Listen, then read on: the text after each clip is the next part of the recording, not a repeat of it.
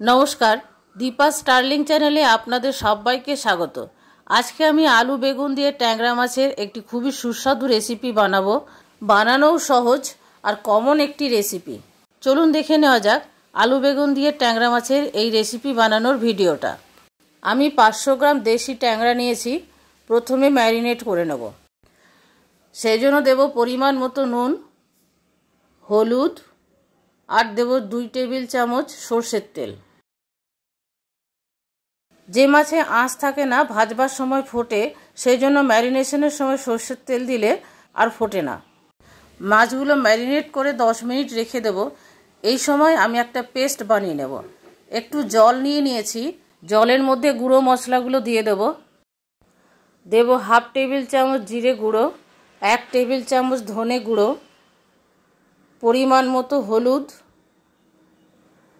আর half table चामच देव काश्मीरी लंकार गुड़ो। गुड़ो मशला व्यवहार करले आगे थेके यदि एइभावे पेस्टटा बानिये नेওয়া হয় ताहले तरकारिर स्वादटा बाड़े, बाटा मशलार मतोनी स्वादटा हय। पेस्टटा बानानो हये गेल। एदिके माछगुलो 10 मिनट मैरिनेशन हये गेछे।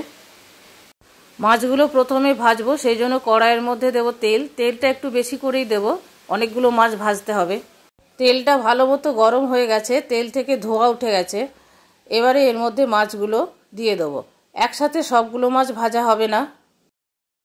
माछगुलो मिडियाम फ्लेमे भाजबो। हाई फ्लेमे भाजले माछ फोटार सम्भावना थाके। मैरिनेशनेर समय तेल माखलेও अनेक समय फोटे। एकटा साइड हो गेछे, आरेकटा साइड उल्टिए देब। आमी खूब बेशी कड़ा करे माछ भाजबो ना।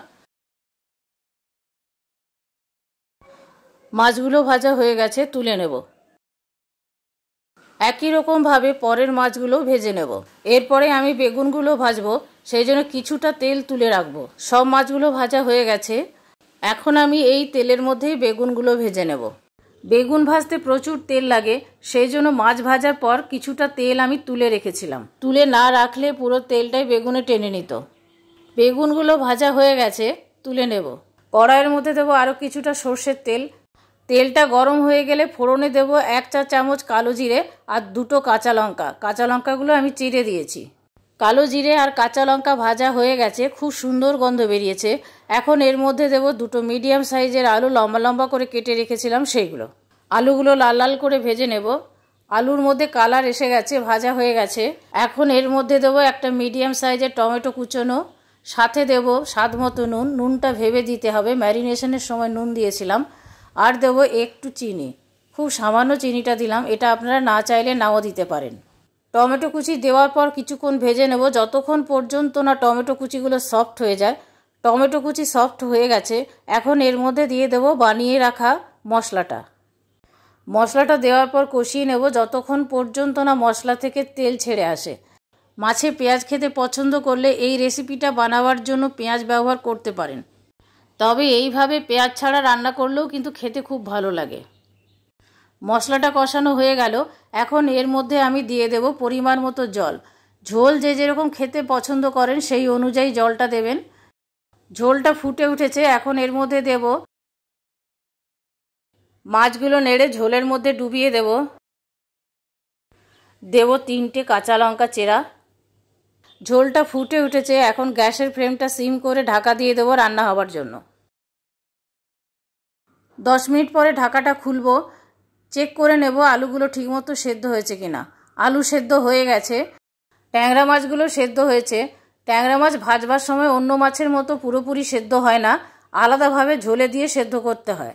এবারে এর মধ্যে দেব বেগুন ভাজা। বেগুন ভাজাগুলো আগে দিলে বেশি সেদ্ধ হয়ে গলে যেত, সেজন্য একটু পরে দিলাম।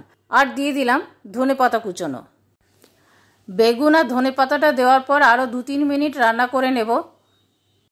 3 মিনিট পর ফিরে আসলাম।